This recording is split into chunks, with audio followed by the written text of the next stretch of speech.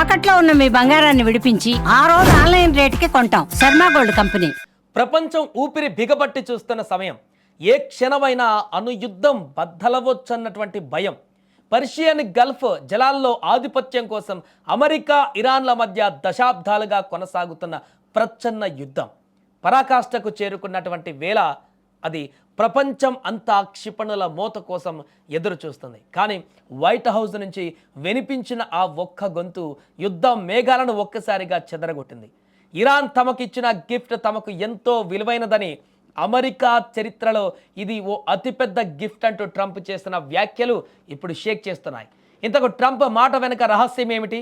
Trump ఎందుకు ఈ వ్యాఖ్యలు చేశారు? ఒకసారి చూద్దాం. ప్రస్తుతము ఇరాన్, అమెరికా, ఇజ్రాయెల్ మధ్య యుద్ధం పక్కన పెడితే ఇప్పుడు ట్రంప్ ముందున్న అతిపెద్ద లక్ష్యం హర్ముజ్ జలసంధి. దాన్ని ఇరాన్ మూసివేయడంతో ట్రంప్ గరంగరంగా ఉన్నాడు.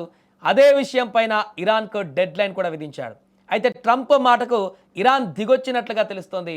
అందుకే నిన్న జరిగినటువంటి మీడియా సమావేశంలో ఇరాన్ పైన ప్రశంసల వర్షం కురిపించాడు ట్రంప్. నిన్న ఇరాన్ ఒక అద్భుతమైనటువంటి పని చేసింది. మాకొక బహుమతి ఇచ్చింది. ఆ బహుమతి నా జీవితకాలంలో అమెరికా చరిత్రలో ఎప్పటికీ మర్చిపోలేనిది.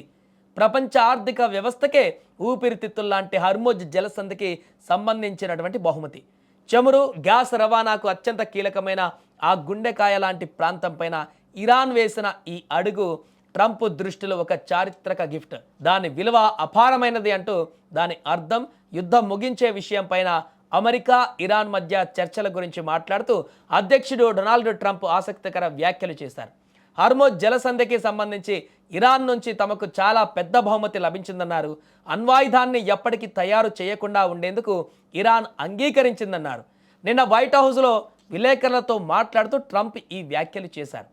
యుద్ధం అంటే కేవలం తుపాకులు పేలడం, రక్తం చిందించడం మాత్రమే కాదు, ఆర్థిక మూలాలను శాసించడం కూడా యుద్ధమే.